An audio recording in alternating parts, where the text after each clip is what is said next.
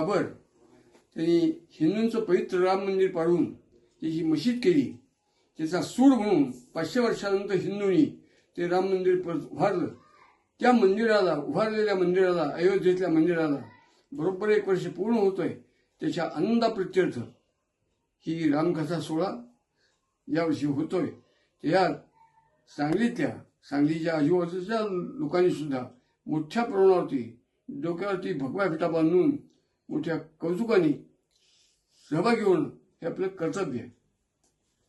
खरंच भाग्यवान आहे की दर 2 वर्षांनी रामकथेसारख्या एका पवित्र गोष्टीचं आयोजन या ठिकाणी होतं आणि आपण भाग्यवान आहोत की त्याच्यात सहभागी होण्याचा आपल्याला संधी मिळते. यावर्षी रामकथा आयोजित केलेली आहे आणि दिनांक 17 ते दिनांक 26 पर्यंत ही रामकथा चालणार आहे. परंतु दिनांक 18 उद्याच्या दिवशी या वर्षीच्या रामकथेमधली शोभायात्रा निघणार आहे.